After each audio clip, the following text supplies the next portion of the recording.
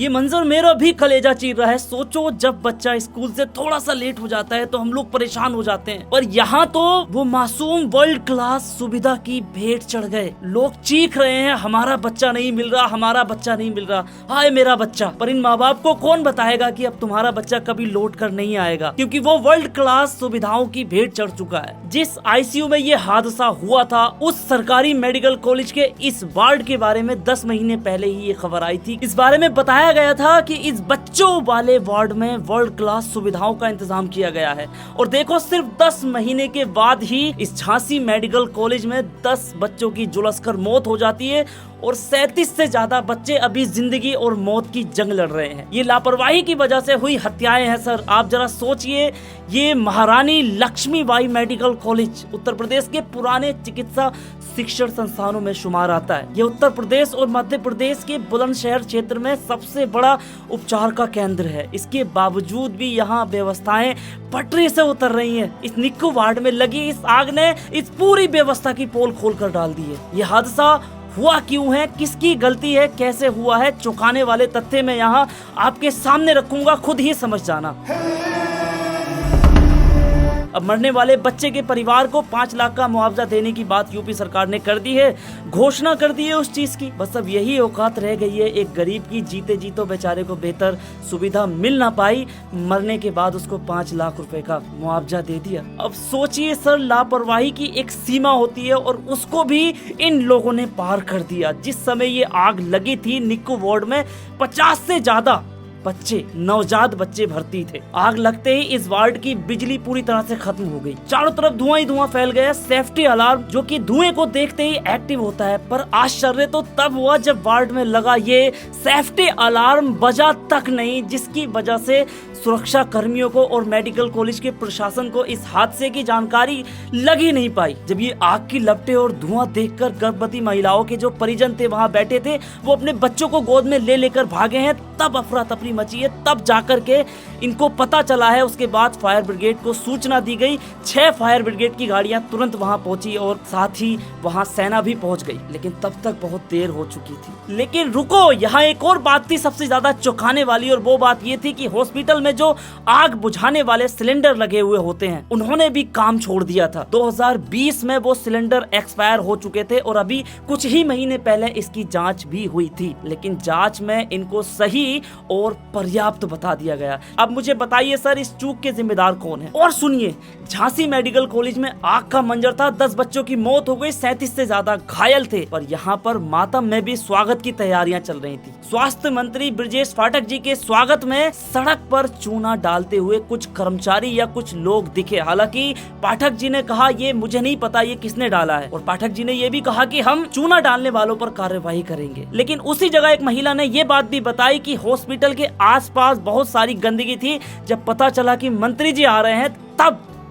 ये साफ सफाई हुई। खैर, मंत्री जी ने खुद तो चूना डालने को नहीं कहा होगा, लेकिन उस चूना डलवाने वाले को या चूना डालने वाले को पकड़ना बहुत जरूरी है, उसकी जांच करनी जरूरी है, क्योंकि उससे बहुत सारे राज खुल सकते हैं। और वहीं सोशल मीडिया पर कुछ जाहिल प्रवृत्ति के लोग चूना डालने को वीआईपी कल्चर बता रहे हैं। इस बात को डिफेंड कर रहे हैं कि वो जो व्यक्ति चूना डाल रहा था वो सही डाल रहा था। अरे बेशर्मो, कुछ तो शर्म करो, ऐसी मानसिकता आप लाते कहाँ से हो? एक तरफ मासूम बच्चे मरे पड़े हैं और आप कह रहे हो कि यहाँ भी वीआईपी कल्चर फॉलो करो। योगी जी ने इसका 5 महीने पहले ही कहा था कि ये वीआईपी कल्चर बंद होना चाहिए। खैर, मैं उन नफरती लोगों की बात बता रहा हूँ जो इस चीज को डिफेंड कर रहे हैं। अब सुनिए सबसे जरूरी बात, अभी कुछ ही दिन पहले ध्रुव राठी ने एक वीडियो बनाई थी जिसमें देश के कुछ मुद्दों पर बात की थी। ध्रुव राठी ने उन मुद्दों पर बात की थी जिसके बारे में कोई भी पॉलिटिशियंस बात नहीं करता, सिर्फ लोगों को अपंग बनाया जा रहा है। 5 किलो राशन दे करके ध्रुव भाई ने अपनी वीडियो में कहा था कि अगर 4-5 चीजें ठीक हो जाएं तो देश को आगे बढ़ने से कोई भी व्यक्ति नहीं रोक सकता। जिसमें सबसे पहली चीज थी शिक्षा,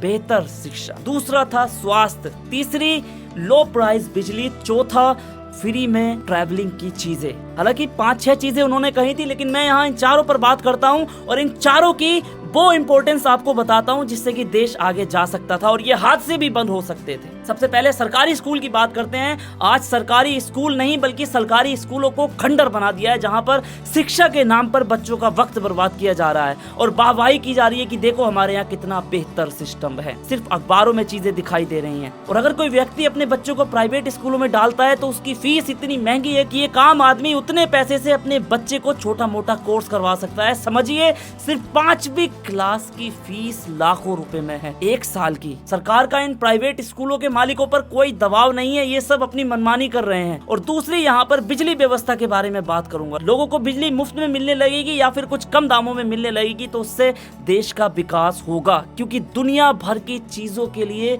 बिजली की जरूरत पड़ती है। हर एक इलेक्ट्रॉनिक सामान बिजली से चलता है, यहाँ तक कि इंटरनेट भी बिजली से ही चलता है। दुनिया भर की चीजें आपको अगर बिजली नहीं तो फिर कुछ भी नहीं। पढ़ाई लिखाई के लिए आपको बिजली की जरूरत पड़ती है। अब सोचिए सर, जिस व्यक्ति की इनकम 8,000 रुपए महीना है वो कैसे इतनी महंगी बिजली को यूज करेगा? और अगर वो व्यक्ति इतनी महंगी बिजली यूज करेगा और उतना महंगा बिजली का बिल देगा तो फिर वो बचाएगा क्या, खाएगा क्या, अपने बच्चों को क्या पढ़ाएगा? इसीलिए बिजली की व्यवस्था सस्ती होनी चाहिए। तीसरा, अगर ट्रैवलिंग सुविधा को फ्री कर दिया जाए या फिर उसको कम कर दिया जाए तो जो गरीब बच्चे हैं, बच्चियां हैं, जो गांव में रहते हैं, उनको शहर में आने जाने में बहुत आसानी होगी और वो वहां से बहुत कुछ सीख सकते हैं जो शायद वो गांव में रहकर कभी नहीं सीख सकते। और रोज रोज शहर में आने जाने के लिए इतना पैसा उनके पास ना होने की वजह से वो एक कुएं में बंद मेंढक की तरह हो जाते हैं। और चौथा है स्वास्थ्य। स्वास्थ्य को लास्ट इसलिए रखा है क्योंकि मुझे उसको इस घटना से ला करके जोड़ना था। स्वास्थ्य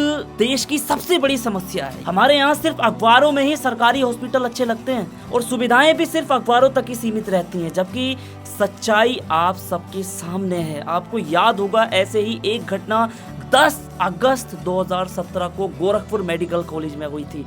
ऑक्सीजन की कमी से लगभग 60 बच्चों की मौत हो चुकी थी।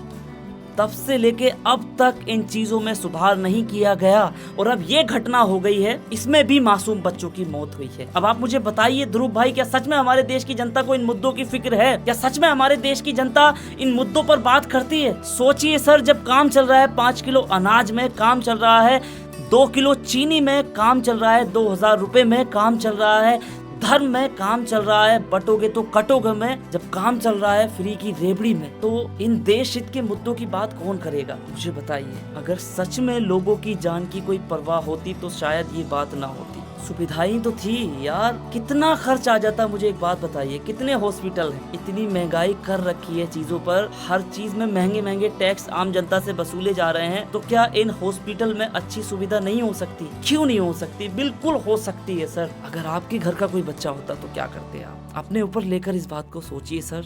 जिंदा जले वो नवजात बच्चे जिन्होंने अभी शायद आंखें भी ना खोली हो दुनिया में आके, जो इंतजार कर रहे थे अपने नए परिवार से मिलने का, जो इंतजार कर रहे थे अपने पिता से मिलने का, अपनी माँ से मिलने का, वो बच्चे जल गए।